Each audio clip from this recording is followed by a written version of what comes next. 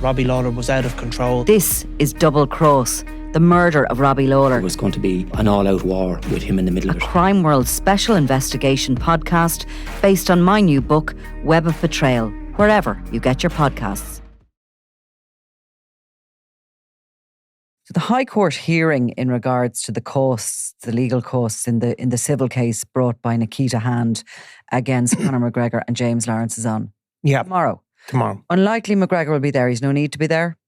Yeah, I mean, I think in those cost hearings, very rarely either party would necessarily be there personally, though sometimes people do come and maybe make representation, but it's really the two legal teams really will be there, and they may make verbal submissions, and a judge usually decides on the spot, though I presume they do have the option of coming back at a later point. So it'll be very interesting, because obviously Nikita Hand took a case against two men, Conor McGregor and James Lawrence. The Conor McGregor case, you would imagine, is very straightforward. The general rule is costs follow the event, is what's described. So the loser pays all of the costs for both parties. They obviously pay their own costs. Conor McGregor pay his own costs, but he would also pay Nikita Hand's costs. So that should be straightforward. The James Lawrence one would also, in theory, the same rule should apply, where Nikita Hand would pay her own costs in her case against him, but also pay his costs. So that's the standard at which the courts stand off. Before we go any further, so she's been awarded damages of €248,603. Yeah. That's set in stone and cast to the side. Yeah. That's hers. Yeah. Okay. This is the cost of the legal teams, basically. Nikita Hand had two senior counsels. Yeah. They're the really expensive ones, basically, in the courtroom, right? And I think one of them became a senior counsel during the case, or before the case, or during the proceedings, or whatever. Then James Lawrence would have had a senior counsel, and obviously Conor McGregor had a senior counsel, Remy Farrell.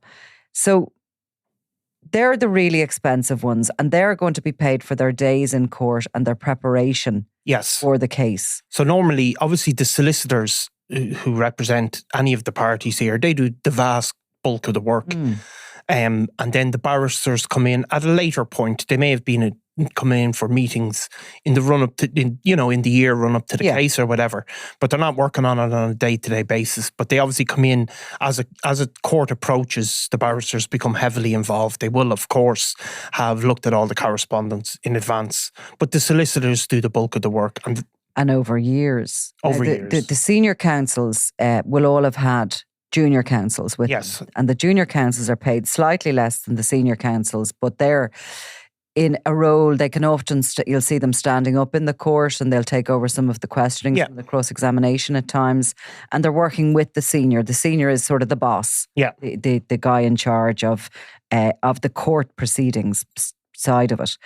The solicitors in this particular case, and indeed the counsels, this has been going on so long. While the senior counsels wouldn't have been employed until this civil case action was brought, which was when, do we know? A few years ago. This event all happened in 2018. After a Christmas party where Nikita Hand says that she and a friend accompanied Conor McGregor and James Lawrence to a hotel in Dublin, where she claimed Conor McGregor raped her. And he denied those allegations and said they had consensual sex, as did James Lawrence. She, in the witness box, said that she didn't believe that she'd ever had sex with James Lawrence at all, even though he was being sued for rape. And that's what's confusing about it. So the senior counsels, presumably the clock starts going on them as soon as they're employed to take the case, because they have to start putting their heads into it, essentially, and working out how they're going to bring the case and how they're going to perform in court, which is almost... court to me is almost like a theatre. The way the story and the allegations are brought out, the decisions that are made, who to bring in, it can be kind of almost a theatrical process here. Exactly. And the barristers obviously make those tactical decisions about how to present cases and all of that sort of matters. They would also, if there was interactions with the other side, sort of outside the court, they would also do that. In this case, we don't know Nikita Hand's. Obviously, we don't know her private arrangement with solicitors, but it's very common in Ireland for somebody like Nikita Hand, who's not a wealthy woman, if she is bringing a case, they're often no win, no fee cases. Pro bono. Well, they're not exactly pro bono in that a solicitor will maybe take on a client and think, well, this client is likely to win. So I'll offer them a no win, no fee basis, in which case the person who employs them wouldn't have to pay their own legal costs. The legal team kind of take it on as something that they might win, but that doesn't follow for the other person's costs. So Nikita Hand, obviously, the one of the complicated bits, I suppose, is because the two cases were tried together. If there's any judgment about fees, it would be to separate what costs arise out of the James Lawrence case, what costs arise out of the Conor McGregor case. Obviously, they're intertwined. Automatically, they were heard together. So that would be, I suppose, one of the complex issues of this case as well. And the solicitors, in saying that this incident happened in 2018, it was in January of 2019 that Conor McGregor was arrested and questioned in relation to the allegations made by Nikita Hand. The day after that, his friend James Lawrence came in to the police station to say that he had consensual sex with Nikita Hand in the hours after she had claimed she was raped by Conor McGregor. Now, during the course of the case, and Justice Alexander Owen was involved in the kind of the questioning of McGregor, because he was asked the questions a number of times, it sort of emerged that he paid the legal costs for James Lawrence. Yeah. And they both appeared to have been represented by the same solicitor's firm, which is maybe highly unusual. Yeah, but I mean, it's probably not unusual, but it's certainly uncommon, I suppose, if you want to look at it that way. And I suppose what will follow again then will be a disentangling of who plays who. Now, the point being that those solicitors, at the very least, have been in place since 2019. Yeah. Okay. So initially, there was a criminal investigation into these allegations, and the file was sent to the DPP, and the DPP came back with no prosecution to be brought. And that again emerged in court because Nikita Hand had some dealings with the DPP and looked for an explanation. Suggested, I think, really that because Conor McGregor was famous, this is why there wasn't going to be any prosecution brought against him. So that's the solicitor. So they're in place since 2019. And then obviously at some point, and maybe we have the document from court, she issues these civil proceedings. Yeah, exactly. Closely after being told by the DPP that the criminal case wasn't going ahead, she initiated civil proceedings. Obviously, Conor McGregor had already employed solicitors at that stage, and she may have had a consultation. But really, 2021. Yeah. So the case details, and this is on a publicly available document, the plaintiff details is Nikita Nilauen, and the legal representatives are Coleman Legal Partners. Defendants details Conor McGregor and the legal representative Michael Staines and Company Solicitor, and James Lawrence, and it is again Michael Staines and Company Solicitors representing him. It was issued on the 18th of January 2021, and there's a setting down date there on the 13th of March 2024. Setting down date is when it starts. I think it's when they set down a date for the case to be heard. Okay. Like obviously in all of these cases, there will be initial hearings, exchanges of letter. Discovery would always be a big part of it, where both sides have to share the basics of their case with the other side. There will be, obviously we heard during the trial about text messages and from Nikita's phone. So that would obviously have been made available. So you'll have a number of court dates. So the bills really can rack up, even though these would only be kind of routine, maybe shortish hearings. And even if we look at the filings and there when, these are kind of big moments, I suppose, in any case. So the 25th of January 21 was the memo of entry of appearance, right? And then there is a notice of motion in the June of 21. Now it goes on through 21. There's affidavits issued, and they would be lengthy statements taken by solicitors, and signed to the courts. So that they do take a long time, and there has to be a decision made on what goes in, and it all has to be passed by the client as such. By 2024. January of 2024, there was a notice of intention to proceed. Now, in a lot of civil cases, they will be, they will be opened as such in court, and the filings are opened, but they settle before they ever get to the point, the notice of intention to proceed. They can even settle in the aftermath of that. Of course, they can settle right up, and they can settle through the trial. Even when settle.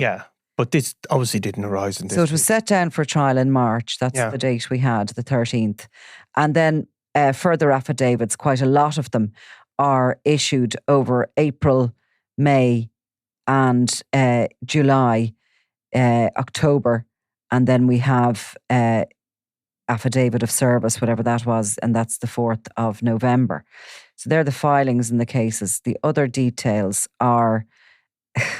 I don't know, order details. They're the orders that were made by the court in relation to... it can be discovery, that kind of thing. Discovery, of course, is when one side wants documents from another side that they believe are relevant to their case, and there can be a judge can... make rulings, and then they can. There tends to be pre-trial, or not pre-trial motions, but motions, legal arguments about what can be admitted and what can't be at some point as well. So a judge can make an order on that sort of stuff. And interestingly, the relevant dates in this case, right? So, on a lot of occasions, the case is mentioned as it's sort of coming along. So there's an update, and there's a hell of a lot of those. Yeah. Before Justice Owens. Sometimes they're for hearing, sometimes they're mentions, they're on the lists. But all those occasions, and just from being in court, you often see that all the legal teams are there for those. Because, it's sort of, if it's for mention, there might be order of business to be done, those discovery applications might be made, that kind of thing. So each of those dates that are down there are going to cost money, basically. Going to cost money. Absolutely huge money, I suppose, by any normal standard. So I suppose the general rule, as I said, is, the costs follow the event, but there is broad discretion from the courts. A judge has an absolutely has a right whether to apply this rule or not. And discretion is, it's a legal term as well, in that the judge doesn't have to follow specific, that is the general rule, but they can veer from that, and that's totally legitimate. So I suppose then we have a hearing on costs. So it'll be both sides, I suppose, starting from the point that the costs follow the event and making the case why it should or shouldn't happen in this case. So judges can be very specific about it, and you hear it all the time in courts that somebody is 90% liable, but 10% liability may go to. So we hear that typically, I think, in car accidents, which are the ones that people focus on quite a lot. And somebody can maybe be 60% liable, but then they have to still pay 40% of their own costs. So that's quite a normal thing in the case. So James Lawrence, of course, will be a big discussion, because he will have racked up, and Conor McGregor and Nikita Hand, all of these appearances, both sides are brought in. It all costs money. And and preparation for each of those. And preparation for each of those appearances as well. There's figures been bandied about that, each of the parties represented might be looking at costs of 1.5 million. Yeah. I'm not even sure that's enough, or that would be what you're talking about. Because also, those solicitors' fees, that's a long time for that case to be running. Yeah. And a huge amount of appearances and a huge amount of work into that. And it has been suggested to me by somebody I was speaking to in the legal profession that the solicitors' fees are kind of on average the same nearly as the council's fees. So you could have that again, yeah? Well, exactly. We're picking figures out of thin air, but it's going to be a huge, huge cost. There's no doubt about it. And it ran for quite a long time. And every day in court is hugely expensive. And solicitors and barristers, they put in their fees and they charge for everything. Photocopies, I don't know if you've ever seen it. It's that's of course totally in their right. Yeah, totally their right. I certainly have. But they don't, they're very specific about it. And solicitors actually, when they're doing their work, they often have to put on these counters where, so they charge by the hour. And so they're actually put them on second by second, and they'll stop it when they stop working, and that'll be part of their fees to keep a track of it. But you see those expert witnesses as well, they will have had to have been factored in the costs of them. And there was, from memory, from Clodagh's reports, there was, accountants, was there actuaries, forensic accountants, who were brought in to look at her loss of earning. Yeah. Now, that has all been obviously covered in the award that was given by the jury, who were offered options to give her further awards and to sort of punish, I think, McGregor for certain actions or for his behaviour, and they didn't take that up. But those experts, their travel, their stay, their work on their work, you can't just step into a witness box and just, what do you say I do? I bang on. Bang on, yeah. You can't really do that. No, you're paid because you're an expert, and you have to kind of give a forensic sort of an opinion, or whatever it is you're doing.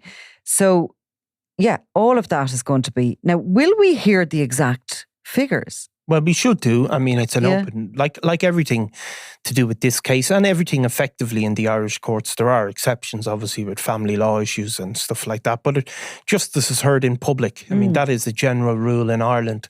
So the judge will presumably come back with a decision and explain that decision, and it will be very explicit. The actual amount of money involved, we won't necessarily hear.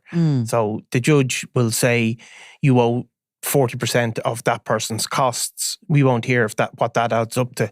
And there's often, quite regularly, there's disputes then where it has to go to an adjudicator, basically an office of legal costs, where one side will say, I'm being charged too much, and the other side will say, so that's quite a common feature. No one's ever going to say they've been charged too much. Well, exactly, probably not. Yeah. But, they would say, well, I'm not accountable for that, or that was separate work, whatever it is. So they're because of the amount of money involved, it can be very those disputes regularly arise. Let's put it that way.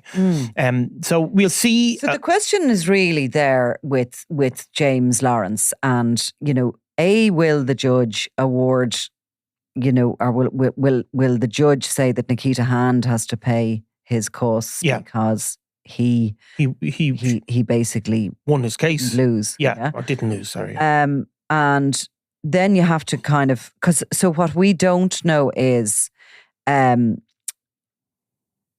was he brought along on that case by the defendant? Yeah, that's a McGregor. kind of, that's, I suppose, the less common aspect of it.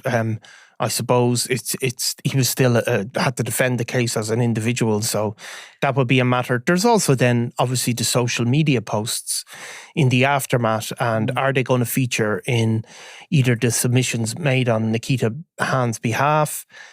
Would the judge consider that when awarding costs? We don't really know the answer to that. Obviously, if those social media posts had occurred during a trial, that would have been a different matter. It was a live trial. Now, this is still obviously connected with the same case.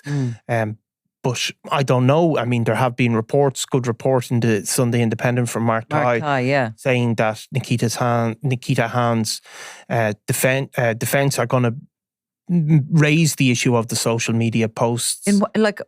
In the costs hearing? Well, it could say that, for example, that somebody, by making a public statement, the jury have made a decision. I don't know what their submissions will be, that could affect how the costs are. Some of the commentary that was made, certainly by Conor McGregor, before he deleted it from memory, was around the costs. Yeah. was around the award, wasn't it? Well, it was around the award rather than the award rather than the costs, and about. I mean, he referred to it as a kangaroo court. So courts don't like to be referred to as kangaroo courts typically. Effectively, though, the case is over in that the jury have made a decision and an award has been granted. So, and would unless it's brought to his attention, and perhaps Justice Alexander Owens might say that's, not for... Yeah, I mean, we have no Is there other avenues? Well, there would, of course, be other avenues because, if anybody was defamed or anything in any of those tweets, they could take a legal case against it. And of course, that could be said to them. Yeah. That, this isn't for this particular hearing. Yeah. So we don't know. I mean, it's certainly an unusual aspect of the case, again, the social media posts. And look, the courts will make their own decision. It'll be tightly followed, like everything to do with this case.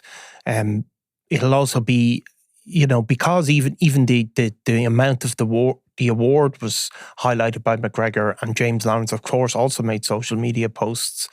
It's the costs.